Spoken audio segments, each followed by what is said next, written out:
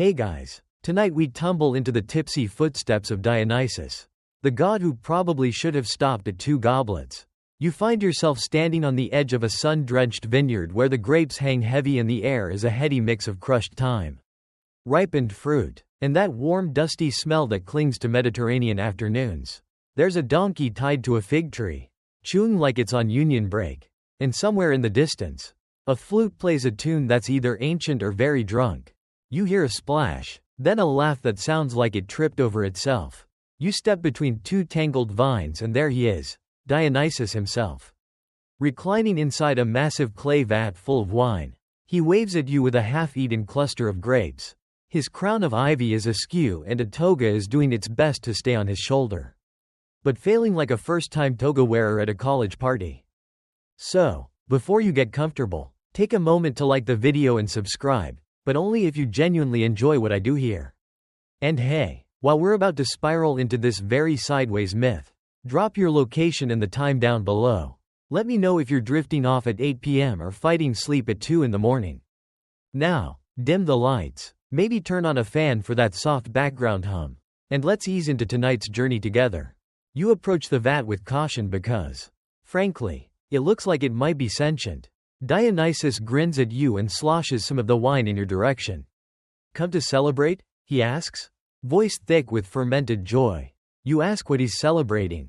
He stares at you, puzzled, and mutters, Thursday? His hair smells faintly of rosemary and regret. He tries to stand but slips and ends up hugging a large amphora like it owes him money. You reach out to help but he waves you off. I'm a god. I can stand on my own. He then proceeds to fall directly into a wheelbarrow full of quarks. According to historical records, Dionysus was not always this disorganized. He was worshipped as the god of wine, fertility, and ecstasy. He had entire rituals and festivals named after him, like the Dionysia, which was part religious ceremony, part theatrical chaos. But historians still argue whether these rituals were carefully structured spiritual experiences or just really elaborate excuses for public intoxication.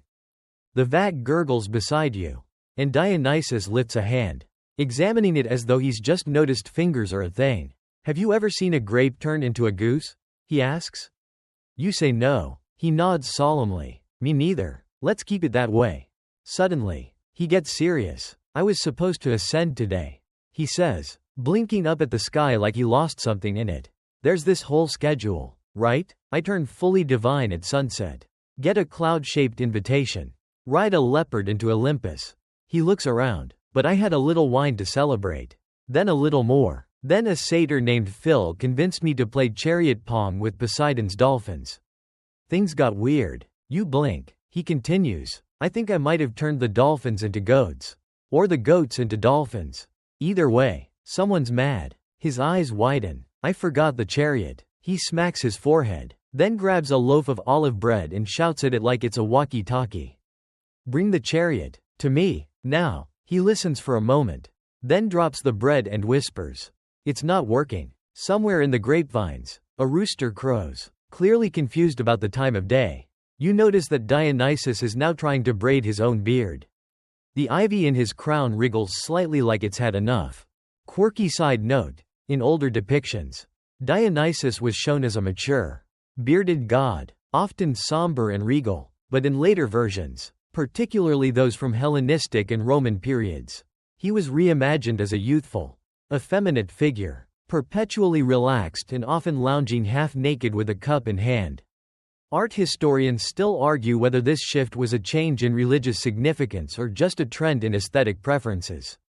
Back in the vineyard, Dionysus has decided that he will ascend by simply willing himself skyward.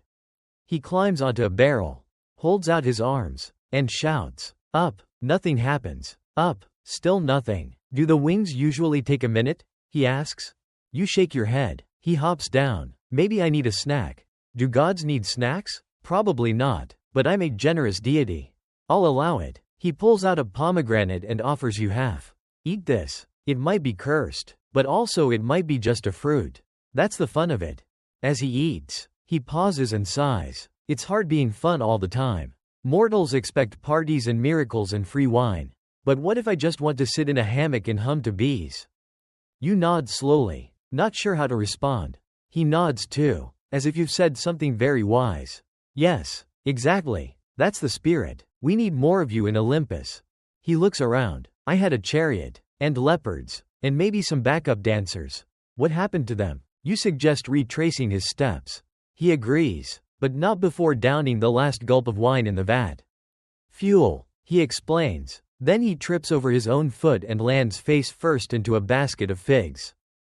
Dionysus groans as he peels himself off the fig basket. A smear of purple across his cheek like a misplaced warpaint stripe. Right, he mumbles. The chariot. He pats his toga down. Checking for keys, though you're fairly certain divine vehicles don't require anything so mundane. He rummages through his belt pouch anyway, pulling out a quark, 3 raisins, and something that may have once been a feather quill but now resembles a soggy breadstick. He lurches to his feet, tries to click his fingers with gravitas, but the only sound produced is a wet squelch. You both stare at his hand. That was supposed to summon the chariot. He says, very seriously, did you hear the roar of hooves? You shake your head. Might have summoned something else. The silence stretches. Then, from somewhere in the vineyard, comes the unmistakable bleat of a goat. Dionysus winces. Not again. You follow him as he stumbles along a vine-strewn path, muttering to himself in a mix of ancient Greek and what might be interpretive sneezing. He keeps trying to shout commands at random animals, each time louder. As though the problem is volume, not species. When you reach the clearing, you find a goat standing triumphantly atop a broken wheelbarrow. Its beard is braided with grape leaves, and it appears to be chewing on something metallic. Dionysus squints. That's not my chariot, he says, insulted. That's Gerald. He tries to mount the goat anyway. Gerald has none of it and promptly headbutts Dionysus into a winepress. Historical fact. Chariots in ancient Greece were more for ceremonial or racing purposes than warfare. Especially by the classical period. While Dionysus was rarely depicted riding them, he was often shown in a panther or leopard-drawn cart during festival processions, which were likely symbolic reenactments. Scholars still debate whether these depictions were grounded in real ritual transport or simply artistic whimsy. As Dionysus tries to negotiate with Gerald using a pomegranate seed and a song he claims always works, you notice a group of fieldworkers watching from a distance, mouths slightly open. One of them whispers, "Is that the wine god?" Another shakes their head. "No way. The wine god doesn't fall off goats." Dionysus straightens up, now coated in grapeskins, and waves regally. "Citizens," he intones, "your joy dispenser has arrived." Then he tries to curtsy and nearly takes out a beehive with his forehead. After a brief interlude of running from angry bees, during which Dionysus attempts to reason with them as fellow lovers of nectar, you both collapse beside a gnarled olive tree. He fishes around in the grass and pulls up a tarnished brooch shaped like a dolphin. He gasps, "This is from last night. That means, I must have swum here?" He narrows his eyes at the horizon. Or hitchhiked with an eel. Unclear. You suggest he might be dehydrated. He nods solemnly, then scoops a handful of wine from a puddle and slurps it noisily. Problem solved. Quirky tidbit. According to one lesser-known myth variant, Dionysus once turned an entire pirate crew into dolphins after they mistook him for a helpless mortal and tried to kidnap him. The fact that dolphins appear frequently in his stories has led some fringe theorists to speculate that wine rituals may have involved marine symbolism more than we realize. Historians still argue whether these animal transformations were metaphorical or if they reflected symbolic punishments in mystery cult narratives. Wiping his mouth with a grape leaf, Dionysus suddenly gasps again. "I left the chariot with the muses."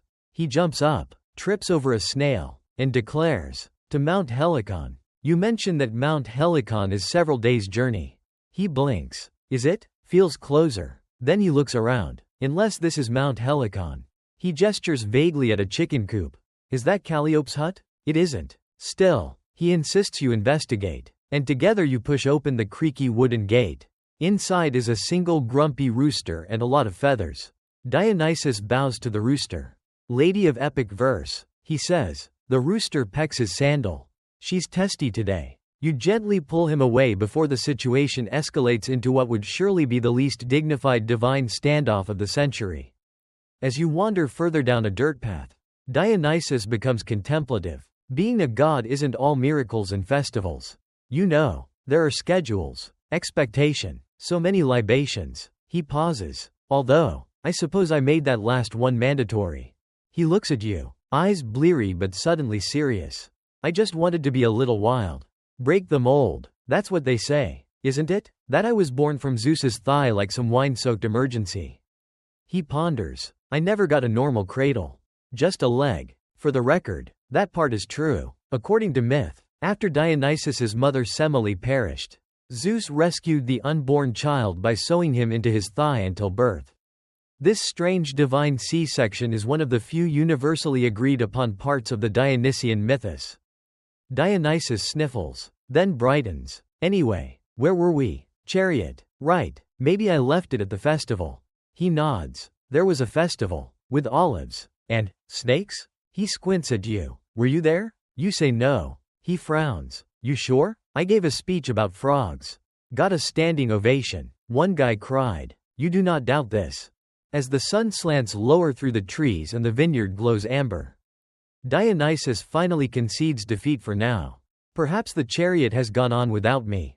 It does that sometimes. Independent vehicle. Likes jazz. He yawns deeply, stretching his arms wide and catching his toga on a nearby fig branch, which proceeds to tear down one side like a curtain in a windstorm.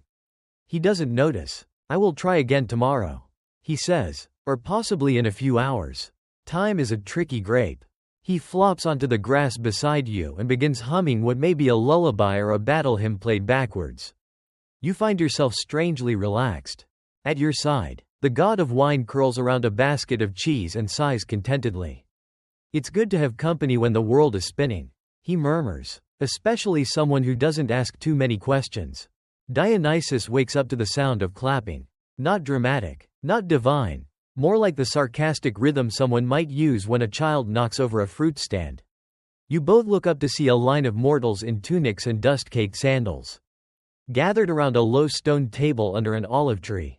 It's a small countryside feast.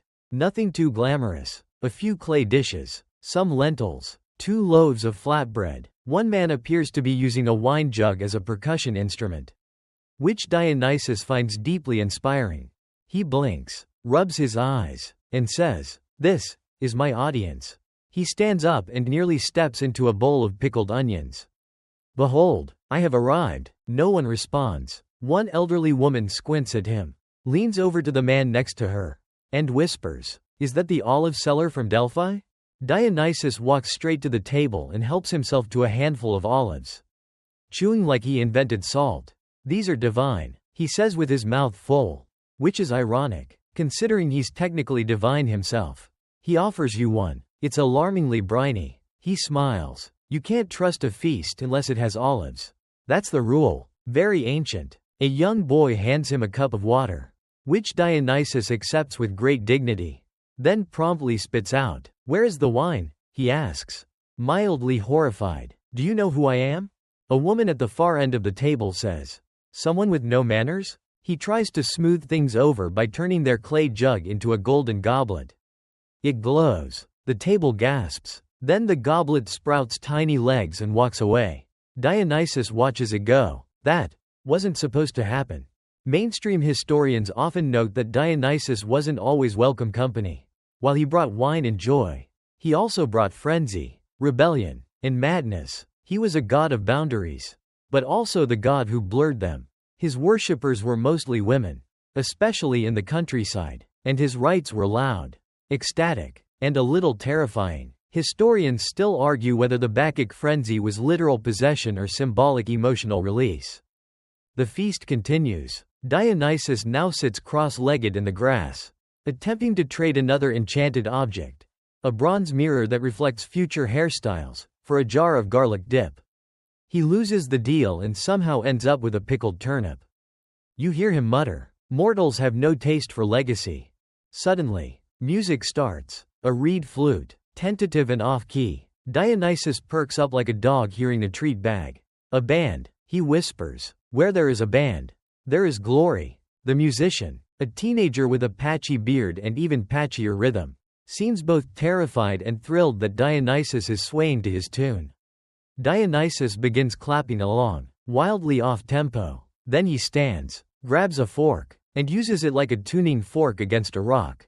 It makes no sound. He nods wisely anyway. He gestures for the others to join. "Let us have a mortal-immortal jam session," he declares. "I shall sing of figs and fate."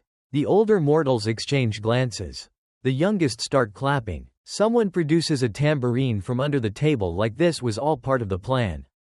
And then it happens. The satyr arrives. He bursts out from a patch of bushes behind the olive tree, shrieking with laughter and covered in grape juice. His goat legs kick up dust. His flute swinging from a cord around his neck. "I heard you tried to ride Gerald again," he yells at Dionysus. "How's the donkey insurance policy looking?" This is, apparently, Formus, or maybe Farns. Dionysus calls him, that satyr with the dangerous knees. The satyr flops down beside you and starts pulling olives from a pouch that you're almost certain wasn't there 30 seconds ago. He pops one into his mouth and speaks with alarming speed. "So I missed the divine chariot show. Huh? Too bad. I was betting you'd end up in a hedge wearing a pumpkin as a helmet." "Wait, did that happen?" Dionysus holds up a hand. "No spoilers." Formus giggles. Right. It's always more fun if we pretend your dignity's still intact." Quirky tidbit. Satyrs were companions of Dionysus. Often shown dancing, drinking, and playing pipes. They were symbols of chaos, sexuality, and wildness. Some scholars believe satyrs were originally spirits of nature or older fertility gods, later reshaped into sidekicks in Dionysian myths. Historians still argue whether their goat-like features evolved from actual ritual masks or theatrical adaptations. Formus begins a long, slurred story about a festival where Dionysus tried to invent karaoke. According to him, it involved enchanted scrolls that glowed with lyrics, a magical lyre that strummed itself, and a chorus of cats enchanted to meow on beat. Dionysus nods gravely. It was a triumph, until the cats revolted. You stare at both of them. Formus continues. And then you tried to marry a fig tree. Engaged. Dionysus corrects. The mortals at the feast are now fully invested. Someone has brought out more flatbread. A small girl is braiding ivy into Dionysus's hair. The music has improved marginally. Dionysus leans over to you and whispers, "I like this. No judgment. No Olympus. Just snacks and music and the occasional satyr with questionable hygiene." He throws an arm around Formus, who immediately starts singing a ballad about frogs and thunder. It is as melodic as it is baffling. As the sun sets, casting the olive grove in amber light, Dionysus seems at peace. He lies back on a woven mat, hands behind his head. "You know," he says softly, "I was supposed to be preparing for godhood. Instead, I'm trading olives for riddles and dancing with barefoot villagers." He smiles. "I think I prefer it." You glance toward the walking goblet, now lying on its side next to a confused chicken. Dionysus sighs. "Remind me to never enchant crockery after drinking. It always ends badly." Formus burps, the musical kind, and you all drift into a moment of strange quiet, broken only by the sound of someone hiccuping to the rhythm of the tambourine. The morning air arrives late and confused, dragging behind it the scent of trampled olives, overripe figs, and one truly regrettable cheese wheel someone left under a tree. You wake to find Dionysus wrapped in a curtain of ivy, spooning a clay jug and whispering sweet nothings to it.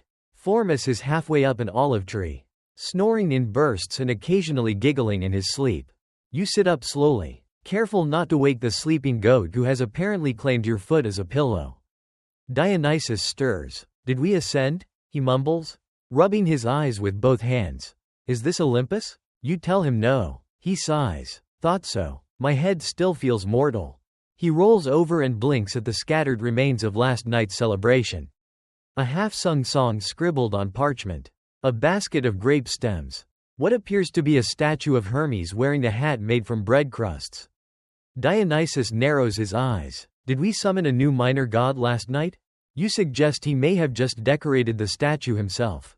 He nods, then pauses. "We're definitely not in the temple. Are we?" You shake your head. He stands, groaning like an old cart axle. "All right," he says with a voice that's trying very hard to sound official. "I need to find my way to my temple." Or at least something with marble. The ascension checklist had very specific fonts. He insists on leading the way. Despite walking like someone who's wearing invisible roller skates. He veers right, then corrects left, then trips over a basket of onions and apologizes to it. You follow as he marches down a dirt path lined with cracked stones and confused butterflies. The temple he's referring to, as it turns out, is not particularly close. In fact, you eventually realize he's heading toward the wrong hill entirely. When you gently suggest this, Dionysus insists the hill has excellent acoustics and might have accidentally become sacred last summer. On the way up, you pass a farmer leading a donkey. Dionysus tries to high-five the donkey. It does not go well. He holds his wrist afterward, muttering, "Donkeys are cruel but honest." Mainstream historical fact. The ancient Greeks built temples to honor their gods. Often on hills or elevated ground for prominence. Dionysus had several temples, but many of his worship rituals took place outdoors, in woods or near vineyards, reflecting his connection to the wild and uncontrolled. Historians still argue whether Dionysus's rites were deliberately rustic or if formal temples for him simply faded earlier than those of other Olympians. You finally reach the top of the hill to discover a very angry chicken. It guards a pile of rocks with the energy of a temple guardian. Dionysus stares at it. "This is not what I remember." He steps forward and the chicken flaps its wings, emitting a noise that can only be described as a warning honk. Formus, who has caught up by now and is chewing on a fennel stalk, whispers, "Told you this was the chicken's hill." She runs a tight flock. Dionysus glares at the hill. "I'm going to the real temple."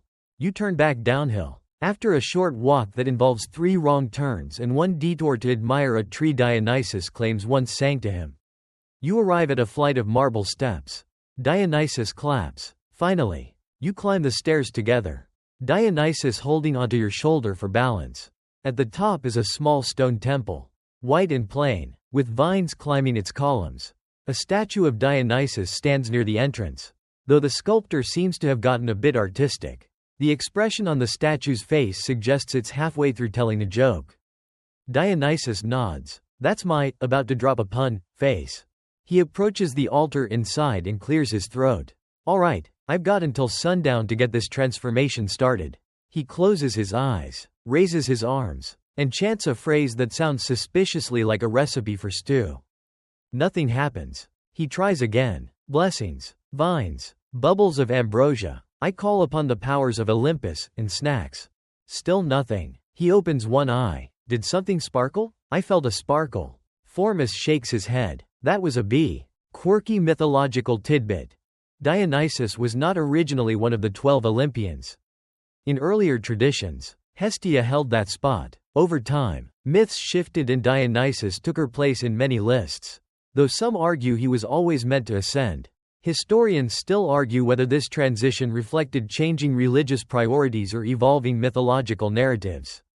Dionysus sighs. "Fine, I need incense. Something ceremonial. Something impressive." He rummages through his bag and pulls out a moldy fig, a single sandal, and a reed pipe with a daisy growing from it. "Plan B," he declares. Plan B involves standing in front of his own statue, dramatically raising the reed pipe, and declaring, "By the powers vested in me by myself, I command thee to honor me." A breeze picks up, a bird chirps, a small rock rolls down the hill. He plays the reed pipe. It makes a sound like a frog being tickled. Formus applauds. Very regal. Dionysus bows. "Thank you. That concludes the ceremony." You suggest perhaps a more structured ritual might help. Maybe candles. Maybe a prayer. Maybe reading from an actual scroll. Dionysus waves the idea away. Structure is for people with spreadsheets. I'm a vibe. Still, he seems disappointed. He sits on the temple steps, pokes at a crack in the marble, and mutters, "I had this plan, you know? Arrive in glory, thunderous applause, ascend in a spiral of rose petals. Instead I'm here, barefoot, with a satyr who thinks rocks are edible and a pipe that sounds like bad soup." You sit beside him. He sighs. "The thing about divinity is, it's a lot of pressure. Mortals expect miracles. Other gods expect punctuality. And don't get me started on Athena. She once scolded me for turning a river into jelly during a picnic." He leans back. Maybe I'm not cut out for the full god package. Maybe I'm more of a part-time muse. Formus sits beside you both, biting into an apple that appears to be made of wax. You'd be an excellent muse. Just stop turning everyone into birds. I only did that twice. Dionysus mutters. The three of you sit in silence, watching the sky deepen from gold to violet. The temple doesn't glow. No divine light appears, but a soft breeze rustles the ivy. And somewhere far below, someone begins playing a flute with just enough skill to make it sound like music. Dionysus exhales. Okay, he says. Tomorrow, I try again. Dionysus stretches like a cat who has absolutely no intention of hunting anything. He stands up from the temple steps, brushes olive leaves from his shoulders, and announces with sudden confidence.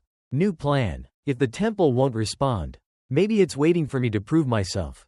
Maybe I need to go full god mode. Impress the heavens. Shock the columns off Olympus.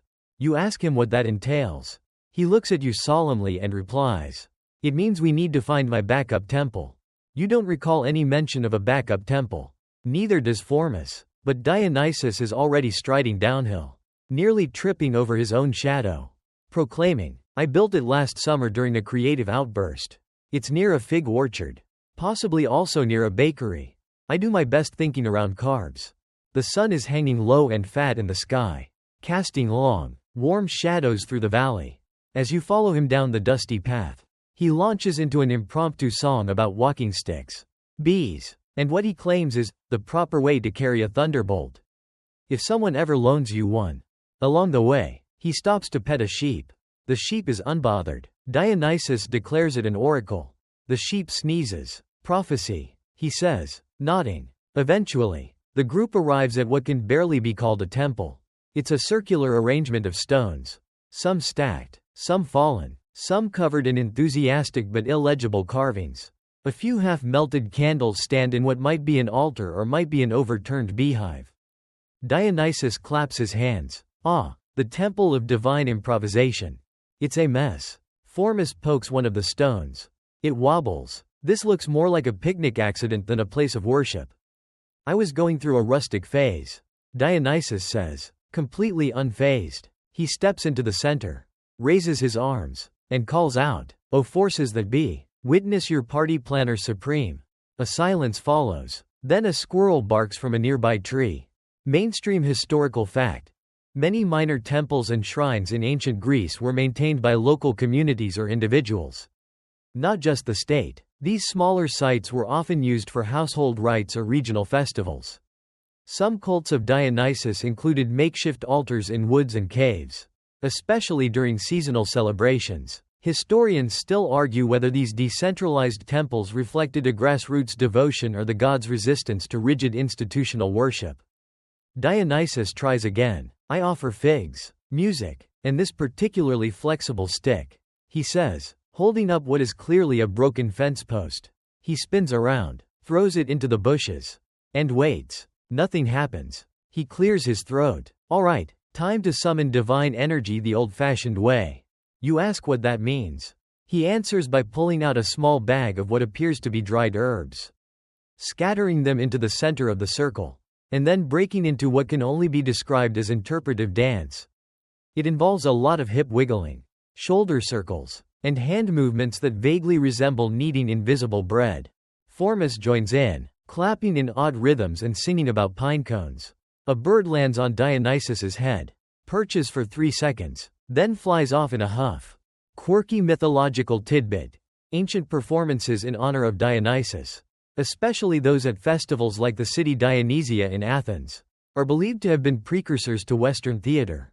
Participants wore masks, danced, and sang in choruses. Some fringe theories suggest that certain dances mimicked animal movements or wine-making processes. Historians still argue whether these dances were religiously meaningful or just lively entertainment under the influence. As the dance winds down and Dionysus collapses in the grass, panting, he whispers, Okay, that was at least a minor miracle. I kept the rhythm for almost 10 seconds. You help him sit up. He wipes his forehead with a fig leaf and says, All right, Temple 2 has also failed me. But I've got one last idea. You brace yourself. I will serenade a statue. He says, As though this explains everything. Not just any statue. The one of Athena in the old town square. It's very big, very serious. If I can win over Athena's statue, surely the gods will notice. You mentioned Athena is notoriously unsentimental. Yes, he nods. Which is why she will be especially moved by my vulnerability. You walk together down the dirt road into town, which is surprisingly lively for twilight. Vendors are packing up. Children are chasing each other with sticks shaped like swords. Someone is trying to sell what looks like invisible perfume. When you reach the square, there she is. A towering marble Athena. Stern and glorious, holding a spear in one hand and a shield carved with Medusa's face in the other. Her expression could sour milk. Dionysus straightens his toga. He removes the grapevine crown, combs his hair with his fingers, and steps forward. My lady, he begins. I know we've had our differences. I know you prefer scrolls to sonnets, owls to odes, logic to lyricism. You glance at Formus. He's already half asleep against a fountain. But, Dionysus continues, I come before you not with pageantry, not with power, but with a song. He begins humming, then singing, a soft, surprisingly heartfelt tune about vines growing over empty stones, about laughter in the shade, about the sound of sandals on marble when no one's watching. The square falls quiet. A breeze passes. Somewhere, a cat meows. A pomegranate falls from a nearby cart. Athena's statue, of course, does not move. Dionysus finishes with a bow. He turns to you. Did she cry? I bet she cried. You gently say no. He places a hand on his chest. That's fine. Not all art is understood in its time. The vendor whose pomegranate rolled away mutters, or ever. Dionysus sits on the steps beneath the statue.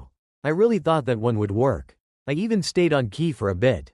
You sit beside him, watching as the stars begin to peek through the darkening sky. Dionysus closes his eyes. Maybe ascension's not about rituals or temples or dancing in a ruined rock circle. He yawns. Maybe it's about getting through the day without turning anyone into a frog. You say that's probably a low bar for godhood. He smiles. Exactly. Dionysus stays there for a long moment, staring up at Athena's stoic marble face like he's trying to detect a twitch of sympathy. He even squints at the corner of her mouth. Nope, he finally concludes. She's still giving me that, I invented logic, look. You nod. And Formus, who's been dozing upright next to the fountain, suddenly sneezes himself awake. Did she throw the shield yet? Dionysus stands up, brushing off his toga and a suspiciously sticky fig peel stuck to the back. Right, he says. We need to leave. Immediately. Before she gets word I sang in public again. You ask where next. He pauses. Away from here. Then his expression shifts to a mixture of panic and realization. Hera. Oh no. Hera. Formus stops mid-stretch. What about Hera? Dionysus swallows visibly. I may have told Hera I was ready for ascension. She doesn't take delays well. She once turned a whole mountain into salad because someone was late. You suggest maybe she's not paying attention. Dionysus laughs once, nervously. She's always paying attention. She keeps a notebook just for people who offend her. He shudders. She drew a very detailed doodle of me falling off a leopard. You offer the idea of laying low. Maybe disguising yourselves. Hiding in plain sight. Something subtle. Instead, Dionysus grabs a cloak from a nearby clothesline, throws it over his head like a makeshift cape, and declares, subtlety is for owls. We're heading for the river. Hera never comes near water after that jellyfish incident. You choose not to ask. As the group makes its way out of town, Dionysus insists on stopping by a market stall to purchase what he calls emergency diplomacy supplies. These include a satchel of honeycakes, a clay whistle shaped like a duck, and a comb made of bone. Formus frowns. Are we negotiating with Hera or befriending a squirrel? Dionysus whispers. Sometimes they're the same thing. You follow him down the winding path toward the riverbank, where the reeds sway in the moonlight and frogs sing loudly about absolutely nothing. There's a small wooden bridge, a couple of overturned boats, and a man fishing with a stick and a lot of enthusiasm. You sit near a cluster of smooth stones. Dionysus crouches beside the water, his reflection wobbling with every ripple. She's probably furious by now. He murmurs. She expected thunderclouds and trumpets. Instead she's got me, ankle deep in mud, asking a fish for advice. He sighs and flops back onto the grass. Maybe I should just give up. Become the god of napping. Or snacking. Or confusing street performances. Mainstream historical fact. Hera, queen of the gods, was known for her intense pride in her less than generous attitude toward those who crossed her. In myths, she often opposed Dionysus, both because of his unconventional origins and his chaotic nature. While Zeus welcomed Dionysus, Hera reportedly saw him as a threat to order. Historians still argue whether Hera's resistance reflected social tensions about newer cults or simply narrative drama within mythology. You glance at Formus, who is currently trying to juggle 3 pebbles and a fig. Giving up's boring, he says without looking. You'd be a terrible mortal. Dionysus groans. Don't say that, I already feel like one. My powers are barely working. I tried to turn a grape into a butterfly and got a grape with legs. Quirky tidbit. Some ancient Greek towns celebrated Dionysia. Local festivals that included competitions in poetry, plays, and drinking games. In one town, priests of Dionysus were known to judge who could hiccup the longest after chugging wine. The winning hiccupper received a wreath and a slightly disgusted audience. Historians still argue whether this was religious devotion or just seasonal absurdity. Formus lies back on a rock and says, you could just tell her the truth. Dionysus stares at him. That I got distracted by olives. Lost the chariot, sang to a statue, and possibly offended a temple chicken? Exactly. Formus nods. Authenticity is very popular lately. You suggest adding that he's trying. That he wants to ascend. But maybe not in the way everyone expects. Dionysus listens quietly. The frogs pause their chorus as if waiting for a reply. I never asked to be a god. He finally says, I was born sideways, raised in caves, passed around between nymphs and satyrs. The other gods had thrones. I had barrels. They wore armor. I wore grape juice. He leans forward, whispering to the river. But I liked it. I liked laughter more than lightning. I liked music more than medals. You nod. Formus throws a stone into the water. It skips once, then plops. I'd vote for you. Dionysus laughs softly. Thanks. I'd make everyone wear laurel wreaths once a week. Maybe add a national nap hour. From the distance comes a low rumble. Not thunder. Not wind. Something slower, heavier, like footsteps made of cloud. He sits up. Oh no. She's coming. You ask who? Hera. He breathes. That's her weather voice. Formus stands and checks the sky. We could hide in the reeds. Or dig a very fast hole. Dionysus takes a deep breath. No. I'll face her. Even if she turns me into a frog and puts me in a jar labeled disappointment. He steps toward the clearing. Standing with wine-stained feet and ivy tangled in his hair like someone who knows he's about to get scolded by a divine ant and is just trying to survive it with dignity.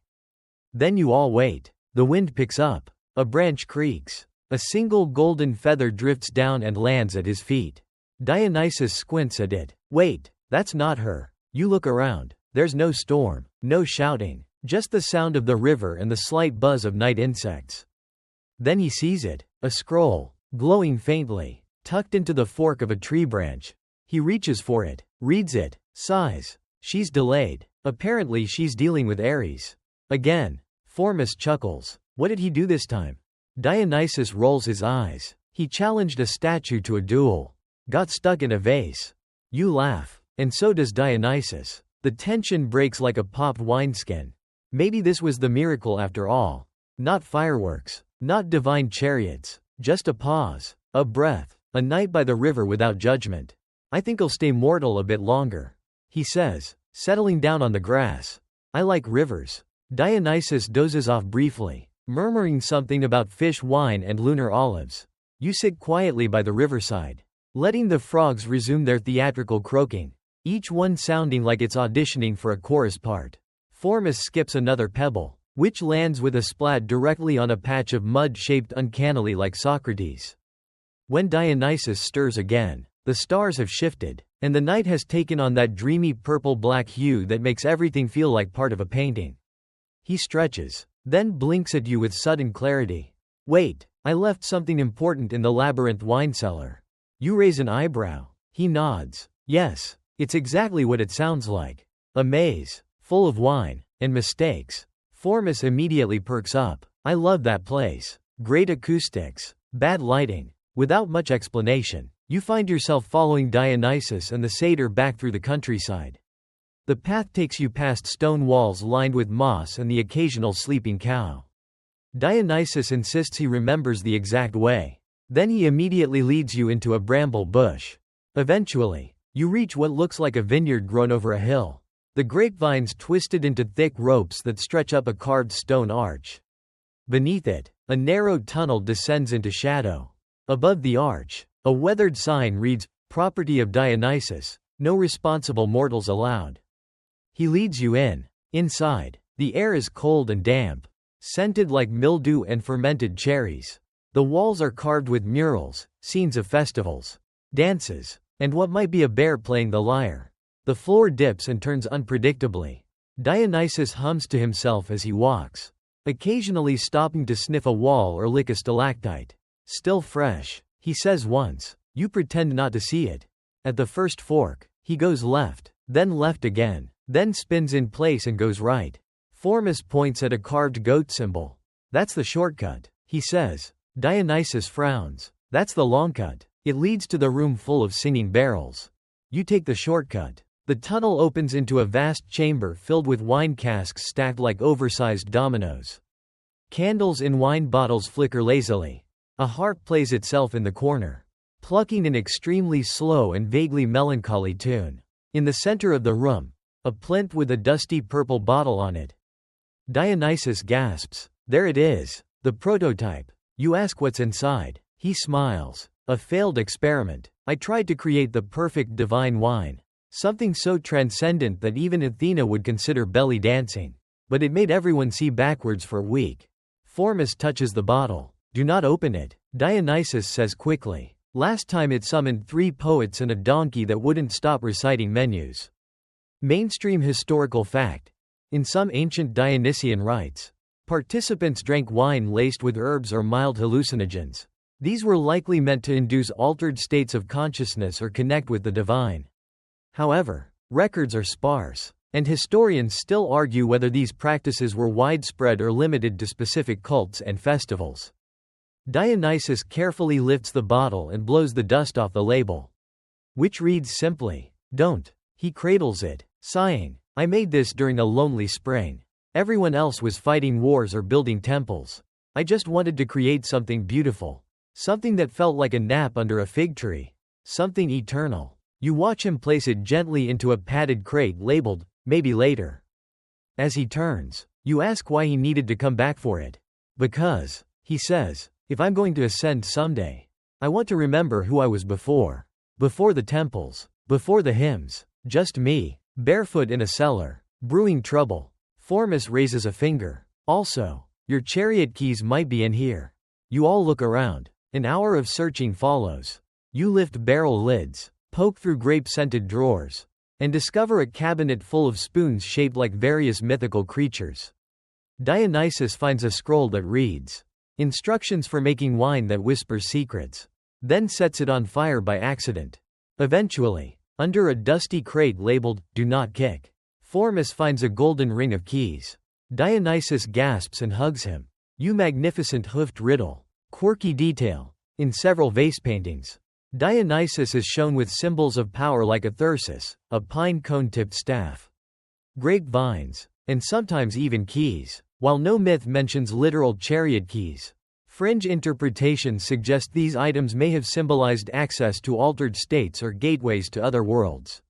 Historians still argue whether such symbols had fixed meanings or shifted depending on the ritual context. With the keys in hand and the bottle safely packed, you make your way out of the labyrinth. The tunnel seems shorter this time, as if the maze was watching and letting you pass. Outside, dawn is flirting with the sky. The stars begin to melt into pale blue. Birds begin to squabble in the olive trees. Dionysus holds up the keys triumphantly. "Now we just need to find the chariot." Formus grins. "Wasn't it last seen at the festival?" Dionysus winces. "Oh no, not that festival." You ask what happened. He sighs. "Let's just say there were masks. A misfired blessing. And I may have turned the mayor into a bowl of hummus." You all stand there for a moment in silence. Then Dionysus shrugs. "It's fine. I'm charming. We'll figure it out. And just like that, the god of wine and revelry walks back toward the horizon, humming a tune about barrels and bees, carrying his own divine baggage with a grin. As you make your way down the dusty hill, with the sun dragging itself into place like a lazy eye behind the clouds, Dionysus hums a melody so slow it might actually be in reverse. Formus walks in zigzags, chewing a wildflower and claiming it tastes like secrets. You, meanwhile, are trying not to trip over every olive pit littering the road like nature's caltrops. Dionysus turns abruptly. Time for transport, he says, pulling the chariot keys from his pouch with a grand flourish. I summon my divine chariot. He lifts the keys, clinks them against the air, waits. Nothing. He tries again, this time with more flair. He spins once, shouts something in Old Greek that probably means, please and thank you, and tosses a handful of grape seeds at the sky. Still nothing. Then, from around the corner of a half-collapsed vineyard wall, comes a bray. A donkey emerges. It's short, unimpressed, and dragging behind it a cart full of withered grapevines, broken furniture, and what looks suspiciously like a festival banner that reads, "Rejoice or else." Dionysus sighs. Oh no, I lent my chariot to a mortal bard. This is plan B. He gestures toward the donkey. This is Geoffrey. He's very supportive. You ask if the donkey flies. Dionysus pats Geoffrey on the head. Only metaphorically. And even that depends on how much he's had to eat. Formus is already climbing into the cart. I call backseat. He finds a cushion that turns out to be a very old pie. Dionysus hoists himself onto the cart, settles in beside a shattered lute, and gestures grandly. To Mount Olympus. The donkey does not move. Dionysus whistles a little song that sounds like a lullaby for bees. Geoffrey snorts and begins trotting with the speed of someone who's in absolutely no rush to ascend anything, let alone a mountain. And so begins the journey. The path winds through fields, past shepherds who stare at you as if trying to remember whether they're dreaming, and through a grove where the trees have been tied with ribbons from last year's forgotten festival. Dionysus waves at every goat like they're royalty. You pass a pair of elderly priests arguing over which wine jug is holier. One of them squints at Dionysus and bows deeply. Your Majesty, he says, are you returning to the sky? Dionysus replies, eventually. Right now I'm on a deeply philosophical detour. The priest nods. We all are. Mainstream historical fact. Dionysus was often associated with travel, transition, and liminality. His myths frequently involve journeys, whether it's wandering the earth, descending into the underworld, or traveling from east to west. These stories likely reflect his role as a god of transformation and boundaries. Historians still argue whether these travels symbolized spiritual growth or mirrored real migration patterns of his cult. As the sun climbs higher, the cart creaks and wobbles. Geoffrey stops frequently to inspect random rocks. Dionysus sings to keep spirits up. The songs are mostly about wine, frogs in disguise, and one confusing tale about a dance battle between two statues. Formus joins in with a makeshift drum he fashions from a bucket and a ladle. You try to focus on the landscape. Rows of wheat swaying like gossiping neighbors. The faint shimmer of a temple roof far off on a hill. The gentle buzz of bees hovering near fig blossoms. But it's hard to ignore the fact that you're in a glorified compost wagon pulled by a donkey whose tail wags with pure indifference. Suddenly, Dionysus gasps, I forgot something important. Formus looks alarmed. Your dignity? No. Dionysus replies, rummaging through a crate. My flute made of thyme stems. I was going to use it for the grand arrival. He pulls out a shriveled green stick and blows into it. It makes a sound like a hiccup from an old bottle. He nods. Perfect. You come to a fork in the road. One path leads toward a modest hill with marble ruins. The other toward a thick, shaded grove. Dionysus points toward the grove. Shortcut. Formus whispers. That's the Forest of Whispers. Last time we went through there, a tree tried to sell me insurance. Dionysus grins. Then we're going the right way. The trees close in quickly. Leaves murmur above you. Vines hang low like ropes in a lazy playground. The light dims, and everything smells like wet bark and fermented ideas. The donkey hesitates but eventually agrees to enter. Mostly after Dionysus bribes him with a carrot carved into the shape of Zeus. As you travel deeper, The trees begin to speak.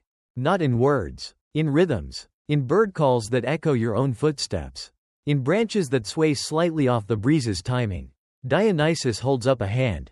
This place is sacred, or confused. Either way, let's be polite. Quirky tidbit. In some fringe versions of Dionysian myth, groves were considered living beings. Certain trees were believed to whisper prophecies or keep memories of those who danced beneath them. One legend says Dionysus once taught a tree to laugh so hard it cracked open and revealed a spring of wine.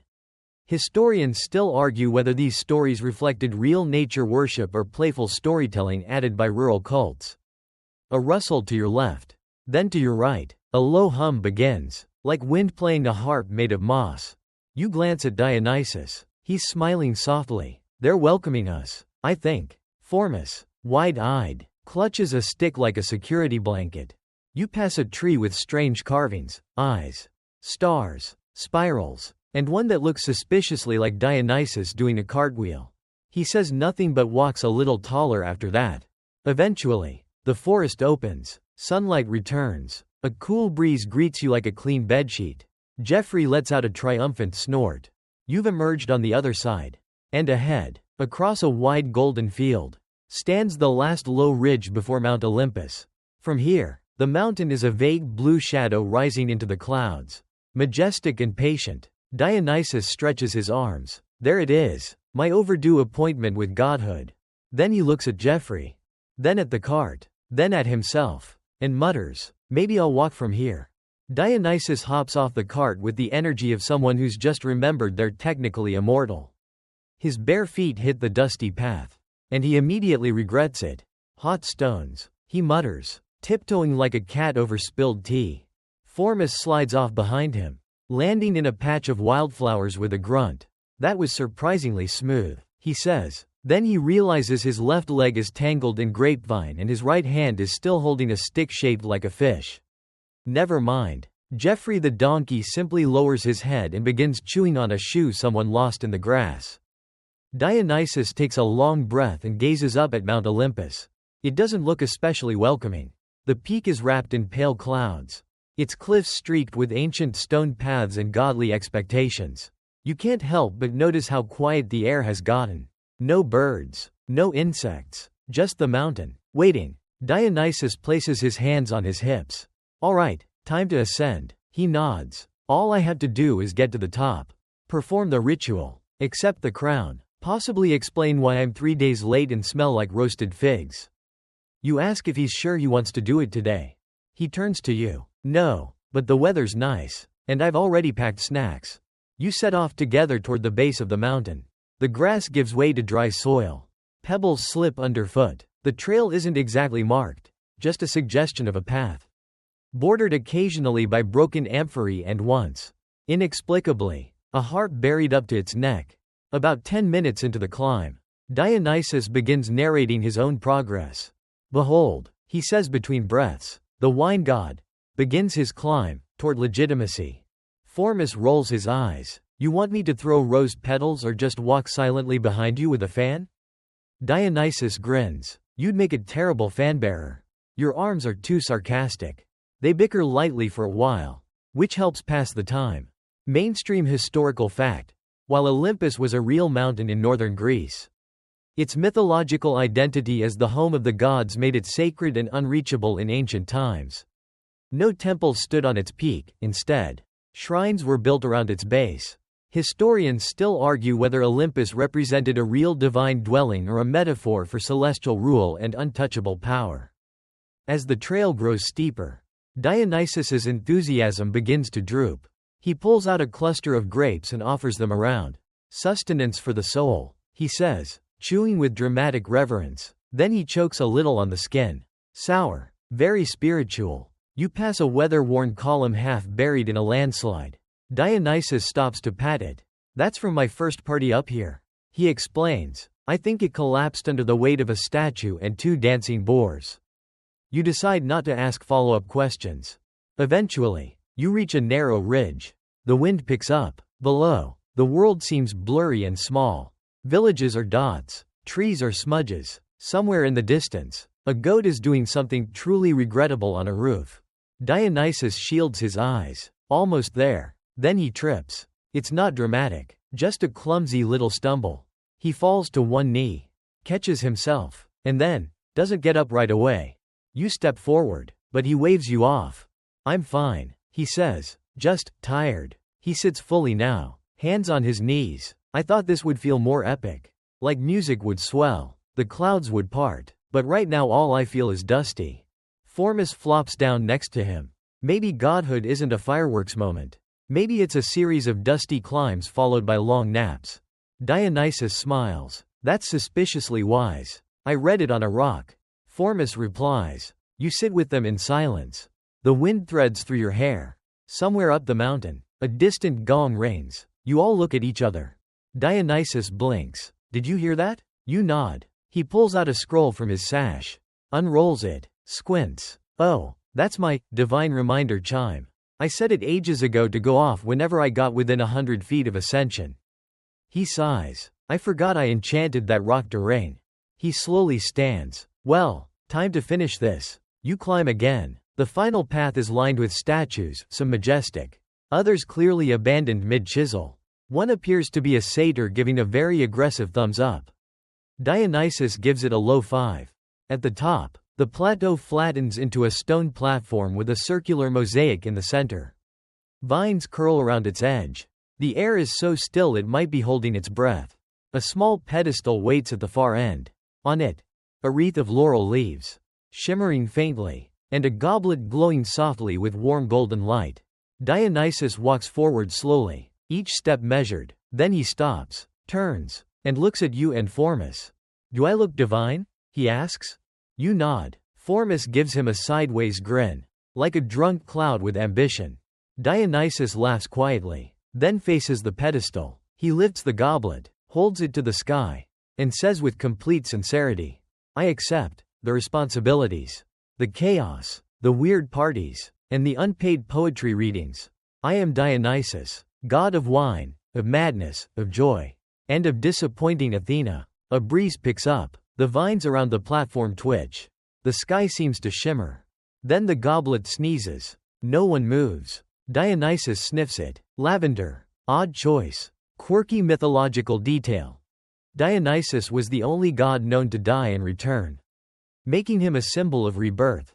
In some myths, his death was followed by resurrection through the care of the Titans or Rhea. Some fringe interpretations link him to agricultural cycles. Historians still argue whether this made him more relatable or more feared.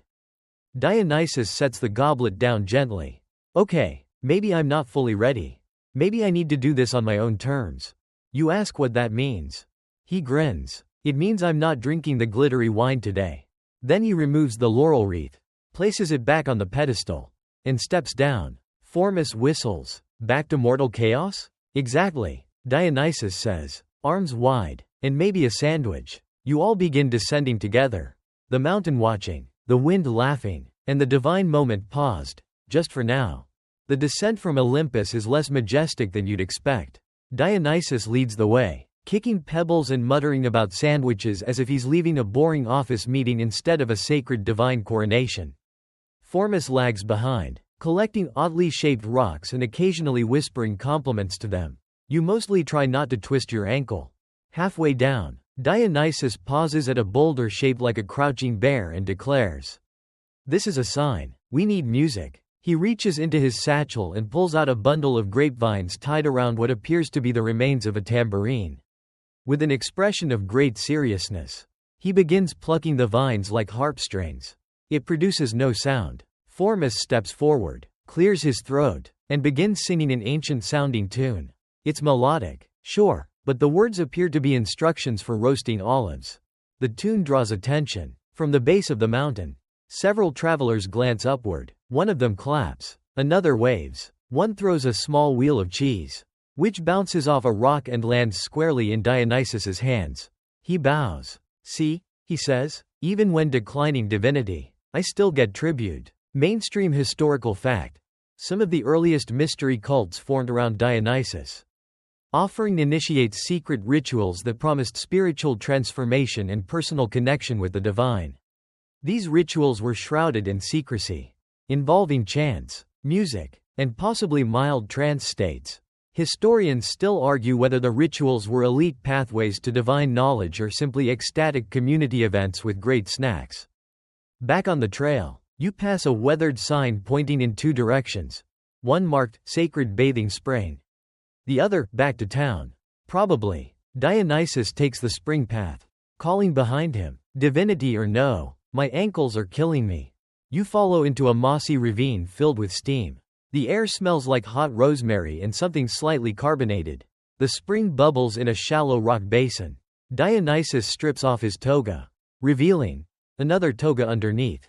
He shrugs. I layer. He slips into the water with a sigh so deep it probably echoes into Hades. Formus sits on the edge, dangling his hooves. So, no godhood today? Dionysus leans back in the spring. I tried. I really did. But the truth is, the rituals felt hollow. The wine goblet sparkled, but it didn't sing. The wreath glowed, but it didn't warm me. He dips under, comes up again with ivy stuck to his ear. Besides, if I can't remember who I am without a crown, what good is the crown? You nod. He smiles. Exactly. A fish jumps behind him, lands with a splash. He gestures to it. Nature agrees. Formus squints. That fish had judgment in its eyes. Dionysus tosses a handful of petals into the water. Let them judge. Let them write scrolls. I'd rather spend the day in warm water with people who don't expect me to explode into light. Quirky fringe tidbit.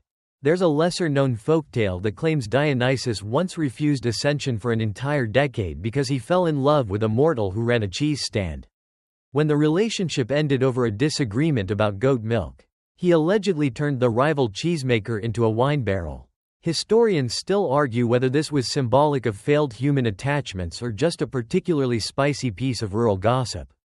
After a long soak, Dionysus climbs out, wraps himself in his outer toga, and announces, we need music, incense, and exactly 3 confused chickens. Formus perks up. You're doing the ritual again? No, Dionysus replies. I'm starting a mystery cult. My way. You blink. He smiles. Yes, a new kind of cult. Fewer scrolls, more dancing. Every Tuesday is nap day. Worship through music, laughter, and the consumption of really high-quality olives. He walks out of the spring like a man reborn. As you dry off and follow, Dionysus begins muttering to himself. First step. Recruit followers. Second. Acquire a ceremonial headdress. Third. Remember to feed Gerald. You remind him Gerald is still parked in a field somewhere near the town square. Dionysus claps. Perfect. We'll hold the first ritual there. You make your way back into the hills, cutting across a field of sunflowers that all seem to turn their faces toward Dionysus as he passes. He stops to admire one. Even plants love a rebrand. Formus twirls a twig and says, so what will you call this movement? Dionysus thinks for a moment. How about the cult of chaotic contentment? You shrug. Could be worse. He grins. Catchy. And accurate. As the town comes back into view, Dionysus stops at a roadside shrine made of stones and fig branches. He places a single grape at its base. For luck, he whispers. And for the gods who remember how to laugh. Mainstream historical footnote. Dionysian cults often included acts of symbolic sacrifice, such as offering fruits, wine, or animals. These were not always solemn events. In fact, many involved theatrical reenactments and comedic improvisation. Some scholars suggest these rituals served as emotional release valves for the community. Historians still argue whether Dionysian ceremonies were uniquely lighthearted or deceptively profound.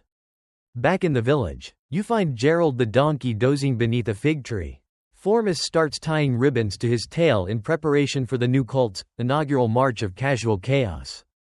Dionysus stands in the square, arms open, toga slightly wrinkled, hair full of leaves. Mortals of this vine-soaked village. He calls out, join me, not in worship, but in celebration. A child giggles. An old man waves his walking stick. A chicken clucks suspiciously. And somewhere in the back, a woman whispers, is that the fig seller with the talking goat again?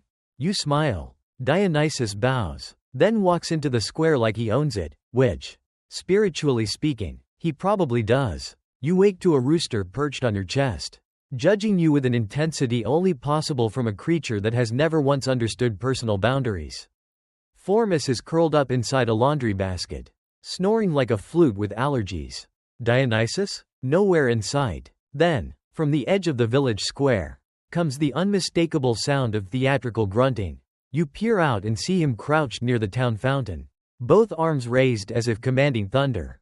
But instead of lightning, he's attempting to turn water into wine. Emphasis on attempting. He mutters something ancient sounding, flicks his fingers at the bubbling fountain, and dramatically flings a handful of thyme into it. Then he claps twice. Nothing happens. He squints at the water, leans in, sniffs. Still water. He pulls out a scroll, reads a few lines, then taps the fountain with a reed pipe. The water gurgles and turns purple. Dionysus gasps. It's happening. He dips a cup in, sips it, and immediately spits it out. Nope, that's just grape-colored bathwater.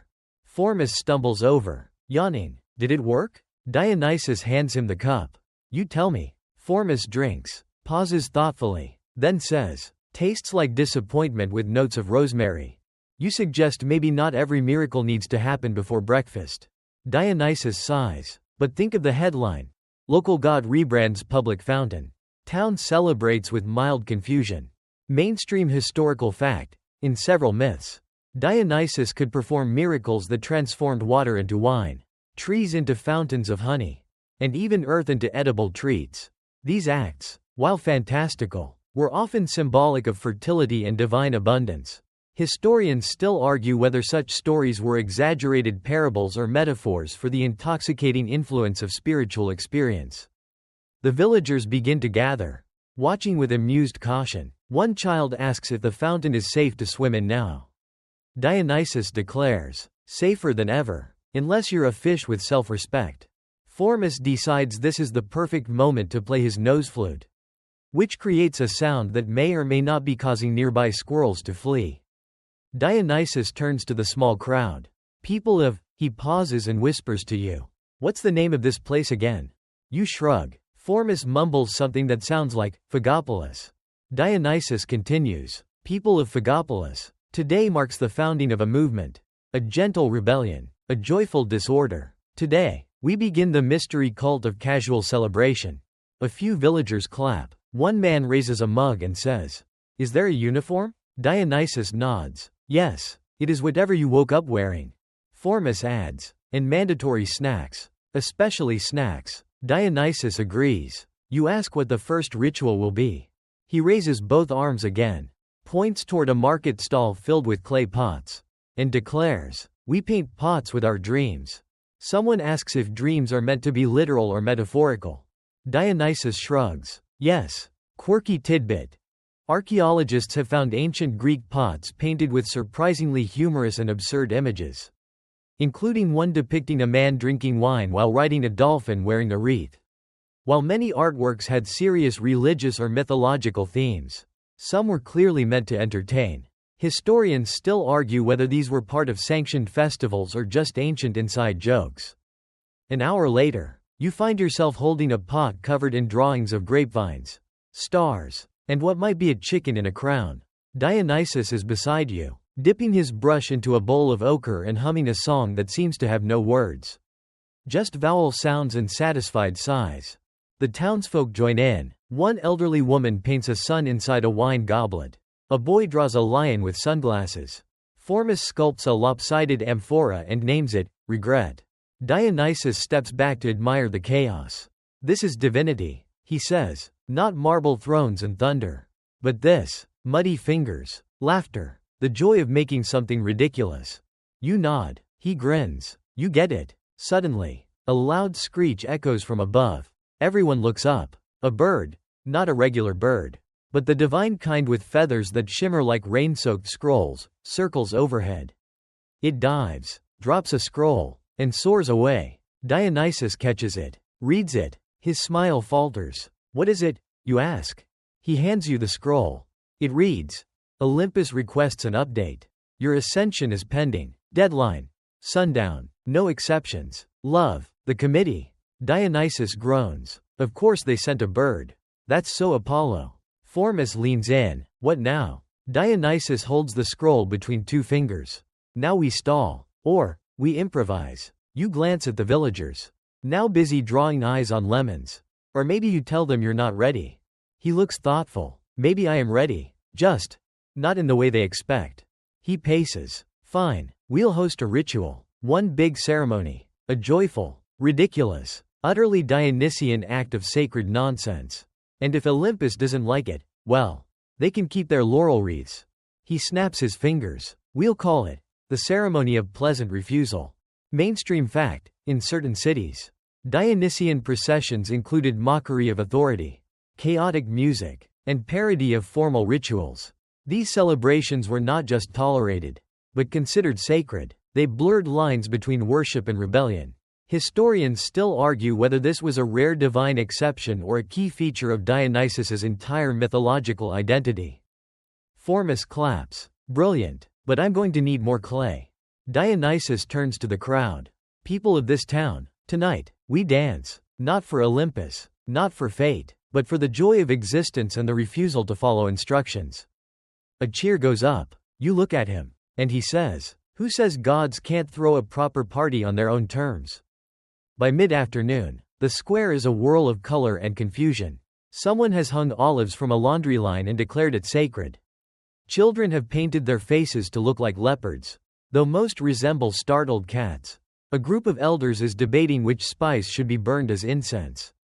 And currently the vote is tied between cinnamon and whatever this mystery powder is that smells like pickled shoes. At the center of it all stands Dionysus, crown of fresh ivy on his head, toga now decorated with bright streaks of ochre and clay fingerprints. He holds a lyre made from a bent rake and some fishing twine. It sounds awful. He strums it proudly anyway. This is what they don't understand, he says to you, nodding at no one in particular. Ascension isn't about elevation, it's about resonance. You can sit on a golden throne and still not hear the music. He plucks the lyre again. It makes a sound like a surprised duck. You ask what exactly the ceremony of pleasant refusal entails. He grins. Simple. I stand in front of the village. I perform a divine miracle. I give a speech. I bless a vegetable. Then I politely decline Olympus's invitation and pass out juice. Formus appears carrying a wooden crate full of radishes. We've got the vegetable, he reports. Also, the goat has been decorated. You peer across the square and see Gerald, the donkey, now wearing a cape made from curtain scraps and a crown of celery.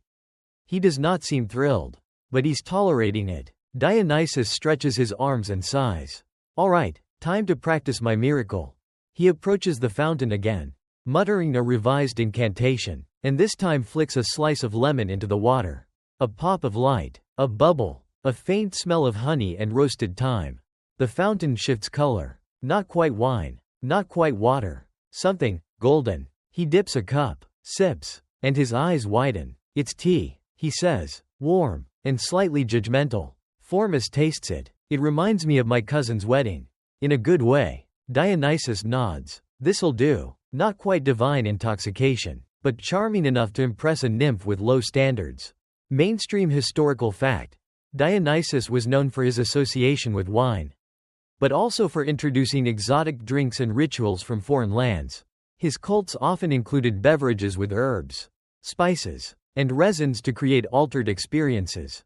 Historians still argue whether these were sacred concoctions or just creative countryside cocktails. As the sun begins to lean toward the hills, villagers assemble in the square. Someone plays a harp with 4 broken strings. A woman dances with 2 eggplants tied to her wrists. A sheep has been dyed blue for reasons no one can explain. Dionysus stands atop a box once used for storing onions and raises his arms. The crowd quiets. Friends, mortals, accidental followers. He begins. Today, we honor something strange and vital. Not obedience, not ambition, but the art of saying no with grace. He gestures to the tea fountain. I was meant to ascend, to join the gods in their high halls of perfection, to sit between Ares and Athena and pretend I know which fork goes with what emotion. Laughter ripples through the crowd. But I found something better. You, all of you, the chaos, the honesty, the joy of dancing badly and blessing soup.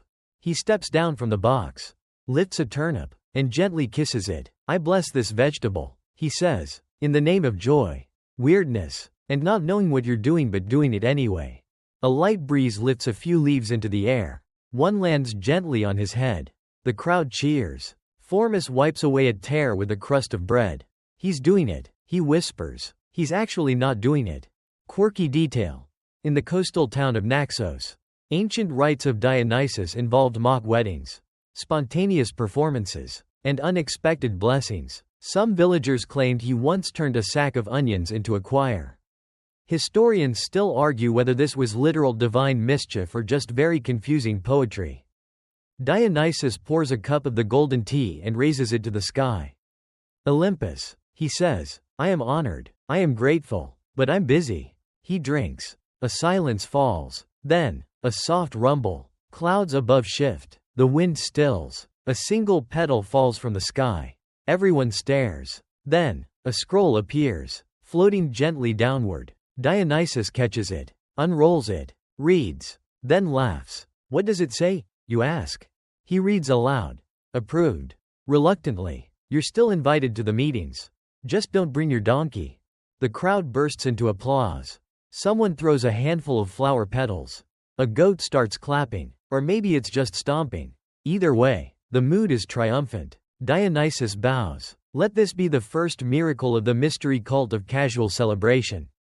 He walks among the villagers, blessing bread, singing off-key, letting toddlers decorate his arms with chalk. He smiles more deeply than you've seen all day. You lean over to Formus. So, he's still a god? Formus nods. Technically, yes. Emotionally, he's a very confident mushroom. The festival continues into twilight. Fires are lit, songs are sung. One man claims he can see through time after 3 cups of divine tea. But it turns out he just drank from the paint jar. Dionysus settles beside the fountain again. Exhausted but radiant. He turns to you. Thank you. You blink. For what? For being here. For walking. For climbing. For not questioning the goat outfit. You smile. It's not over yet. No, he agrees. It's just finally weird enough to feel divine. The stars begin to drip across the sky like spilled salt as the village winds down. Or at least pretends to. Formus is juggling radishes on a barrel while 3 chickens watch with expressions of deep distrust. Someone plays a flute made out of a hollow carrot. Dionysus lounges beside the fountain, crown askew, sipping the last of his warm tea with the confidence of a man who just politely turned down godhood and got applauded for it. He raises a hand lazily and waves you over. Time to do the paperwork, he says. You ask if gods have paperwork. Oh yes, he replies. Even divine rebels have bureaucracy. The pantheon requires closure. Otherwise Zeus sends a thundercloud shaped like a disappointed parent. From his satchel, he produces a stack of fig leaves tied together with grapevine string. Each one bears inky scribbles in a script that curls like vines in a breeze. These, he explains, are my formal apologies, and not so formal ones, to be sent to the relevant parties. Formus walks over, peering at the stack. Who's getting the first? Dionysus lifts the top leaf. Hera, of course. She'll be furious I declined without asking her permission. But if I include a sketch of a temple chicken, it might soften the blow. He dips a stylus in a pot of honeyed ink and begins. Dear regal Hera, queen of the sky and unsmiling judgment, I hope this leaf finds you well and not mid-transformation of an innocent mortal into a lizard. Formus chuckles. Solid start. Next leaf. To Apollo, Lord of Light, bringer of songs I pretend not to like. Please accept this message wrapped in mild sarcasm and fig-scented diplomacy. I didn't mean to outsing you at the last solstice. I just have very generous lungs. The leaves pile up quickly. To Athena. I used your statue as an emotional support listener. It was effective. Also, sorry for the grape stains. To Hermes. I borrowed your sandals once. They fit weird. I left them near the spring with a cinnamon bun inside. Mainstream historical fact. In ancient myth, the gods were notorious for their grudges and pettiness. While they had divine powers, they often responded to insults with human-like emotions, jealousy, rivalry, and passive-aggressive messages in the form of omens. Historians still argue whether these divine squabbles were narrative metaphors or genuine reflections of how the ancients explained natural misfortune. Dionysus finishes each message by tying the fig leaf to a sparrow with a gentle, "There you go." Little postal miracle. One bird immediately flies into a tree. Another circles twice and lands on Formus's head. Some of them require a moment. Dionysus says, "They're poets at heart." You help him stack the remaining messages. One for Demeter, which includes a packet of seeds. One for Hestia, with a recipe for wine-infused lentil stew. And one for Poseidon, a drawing of a wine goblet wearing a crown. Formus adds a doodle to the last one. Now it's a royal goblet with a mustache. That's diplomacy. Dionysus stands, dusts himself off, and stretches. Now the messages are out. Olympus has been informed. Everyone knows I'm not ascending today. And possibly not ever. Unless the snacks improve. He walks over to Gerald, who is asleep under a fig tree with an olive branch tucked behind one ear. Should I send one to Gerald? He wonders aloud. Formus shrugs. He's a donkey. He probably already knows. Dionysus nods. He always was ahead of his time.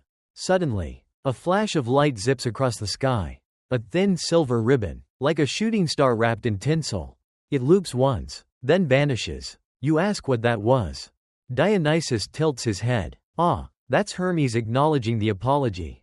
His reply will probably arrive disguised as a riddle baked into a loaf of bread. He seems pleased. Gods like closure, he says, even when they pretend they don't. Especially when it's delivered with poetry and baked goods. Quirky mythological tidbit.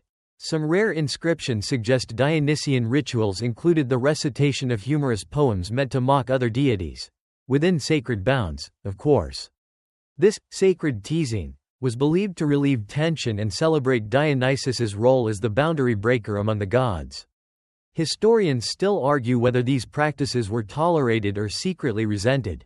With the final fig leaf fluttering skyward, Dionysus breathes a long sigh. There, everything official. Now no one can say I ghosted Olympus. Formus nods. You just fig leafed them gently. Dionysus grins. Exactly. He walks back to the fountain, dips his hands in the warm tea, and sprinkles a few drops on the earth. For the ones who came before. For the ones who didn't fit. For the gods who laugh when no one's watching. You ask if he thinks they'll respond. He shrugs. Maybe, maybe not, but the message is out there now.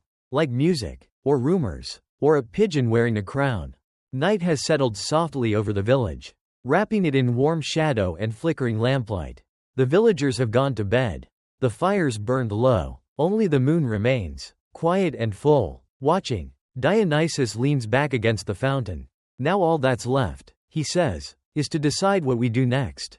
Formus lies flat in the grass. Start a traveling troupe? Maybe, Dionysus replies. Or open a vineyard with a stage. Or write a cookbook for confused mortals. You suggest all three. Dionysus nods. Content. We'll need a good title. He pauses. Then, how about wine first? Questions later? Morning returns as gently as a feather brushing your nose. Though the rooster seems determined to ruin the mood with its ongoing campaign to shout the sun into existence. Dionysus, sprawled across 3 cushions and one sleeping goat, cracks open one eye. Is it still today? He asks. You confirm that yes. In fact, it is. He sighs. That means I still have to be a god in some small, accidental way. He sits up slowly, yawns, and grabs a piece of bread that might have been a rock in a past life. We should commemorate yesterday. Formus, who is perched on a stool while attempting to teach a frog how to nod, nods himself. A feast, but one that makes no sense. Dionysus grins. Exactly. No courses, no order, and absolutely no spoons. Everyone eats with whatever they happen to be holding. You suggest starting with a small ritual. Something symbolic. Something that won't burn the olive trees or summon any more celestial notices. He considers. Fine, I'll conduct a blessing. For the new cult. For freedom. For the eternal right to nap mid-sentence. He stands on the nearest table. Raises a fig. And begins. In the name of fig leaves, warm breezes, and perfectly imperfect plans, I declare this day a celebration of glorious detours. May all our wine be properly confusing. And may our friends always arrive without knocking. He hurls the fig into the fountain. It floats like a tiny boat on a very calm sea. Mainstream historical fact. Blessings in Dionysian rituals were often improvised, and rarely followed strict liturgical formulas.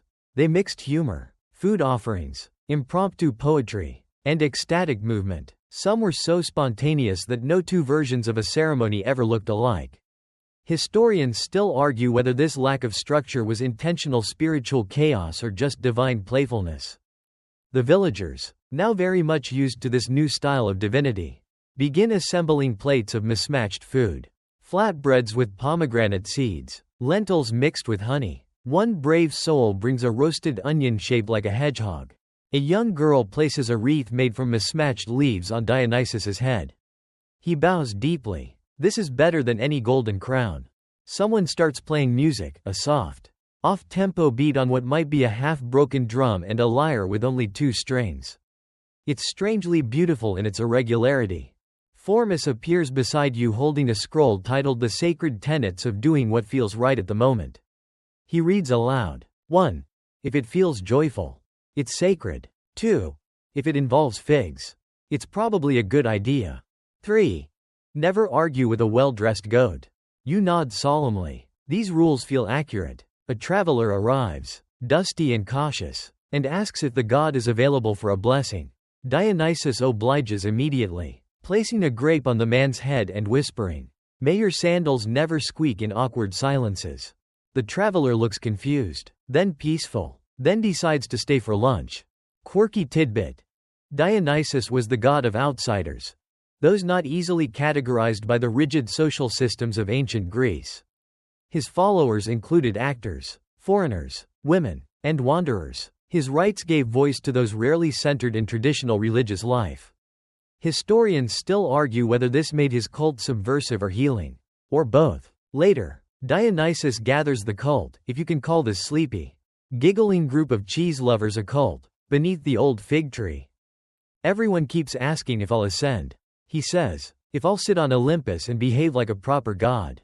He pauses, looking at each of you. But why ascend, when we can expand? Why chase clouds when we can grow roots?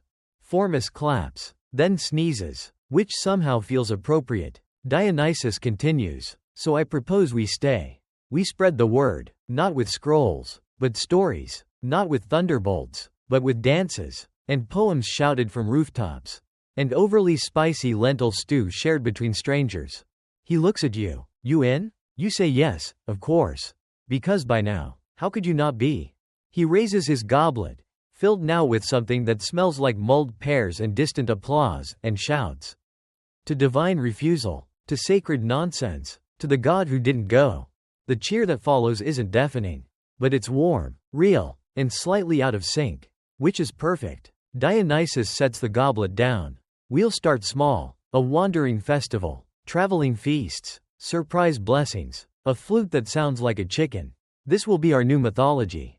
You ask what it'll be called. He pauses. The Slow March of Happy Misfits? Formus suggests. The League of Lucid Lunacy? You offer. The Order of the Blessedly Bored? Dionysus claps. Yes, all of them. A different name in every town. Mainstream insight. In the later Roman Empire, Dionysus merged with Bacchus, and his cult spread through every level of society. From slaves to senators, his image became a symbol of release, inversion, and freedom from rigidity. Historians still argue whether he was worshipped for what he stood for, or because he allowed people to forget what they stood against. By late afternoon, a stage is assembled out of hay bales and optimism. Dionysus gives a performance, a retelling of the day he tried to convince a river to marry him. It ends with a dance that might have been inspired by a lizard. The crowd loves it, and somewhere, far above, the clouds over Olympus seem to shift just a little. Not in disapproval, not in thunder, but in a way that might be laughter. Night folds over the village like a soft blanket. The fires flicker low. Laughter lingers in the air like the smell of sweetbread and thyme. Dionysus lies sprawled across a hay bale, arms stretched wide, his grapevine crown now tangled with ribbons, feathers, and something that might once have been a spoon. You lie nearby, watching stars emerge, each one blinking into place like a sleepy eye cracking open. Formus snores from beneath a tapestry, using a loaf of bread as a pillow. Dionysus hums a soft tune. You know, he murmurs, They always said gods need temples, altars, columns, bells. He waves a hand toward the square, where someone has constructed a shrine out of half-burned firewood and a jug wearing a sock. I like this better. You ask if he thinks the other gods will understand. He closes one eye. Eventually. Or not. Either way, I'll send them wine. The wind stirs gently. Somewhere, an owl hoots with the authority of a head librarian. A child giggles in their sleep. The stars grow a little bolder. Truth is, Dionysus says, I used to think being a god meant being admired. Distant, big, loud, but maybe it's just showing up. Being kind, saying yes to strange music and letting mortals throw vegetables at you if it makes them happy. He turns toward you, and if that counts as sacred, then maybe we're all halfway divine already. You sit in silence for a while. Then Formus wakes with a grunt, sits up, and says, I just dreamed I married a raisin. Dionysus nods. That was your 4th engagement this week. He yawns, stretches. We should probably wrap up the day. Even part-time deities need beauty sleep. He gets up, wanders over to the fountain, and places a single olive on its rim. For the journey, he says, for tomorrow, for whatever this is becoming. Quirky detail. Some rural villages dedicated private altars to Dionysus not for festivals, but for sleep rituals, believing his influence helped ease troubled dreams or summon visions. Tiny offerings were left at night, bits of honey, drops of wine, even fig slices. Historians still argue whether these were fringe traditions or lost remnants of deeper mystic rites. He returns, settling again in the straw. I'm glad I didn't ascend. He says, I would have missed all this. The mistakes, the dancing, that moment someone tried to bless a turnip and caught on fire for half a second. You laugh. And what now? Now? He closes his eyes. We rest. Then we roam. Tell stories. Sing too loud. Help mortals find wonder in their gardens and laughter in their cooking pots. Formus raises a sleepy hand. And naps? Oh yes. Dionysus says. Naps are sacred. He turns toward the stars. I think I'll make that official. No rituals allowed unless you're well rested and moderately snack-filled. He smiles, eyes closing fully. You lie back, feeling the warmth of the ground, the soft crackle of cooling embers, the faint breath of a donkey snoring somewhere nearby. The village settles into stillness. And the god who said no to Olympus, who said yes to joy, exhales one final sigh of the day. Tomorrow, he whispers, we teach fish how to sing lullabies. The night deepens. The sky grows darker, richer, heavier, like velvet soaked in moonlight. The stars stretch across the horizon, gentle and unbothered. Even the wind slows, brushing over rooftops and olive branches with a hush too quiet to name. You lie there beside the fountain, hearing the last traces of laughter dissolve into calm. The fires have gone to embers. The songs have ended. The stories have tucked themselves under blankets.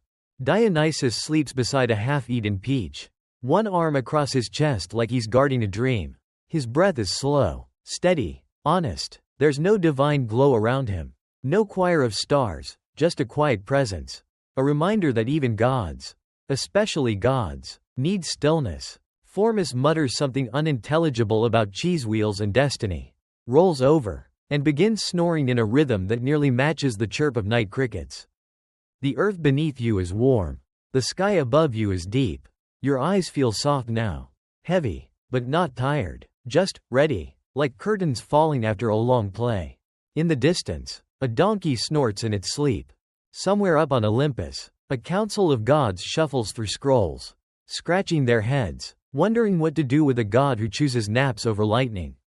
And here, in this little square, surrounded by olive trees and dreams, you rest, you breathe, you let go. Nothing left to do, nowhere left to go. Only stillness, only stars, only sleep.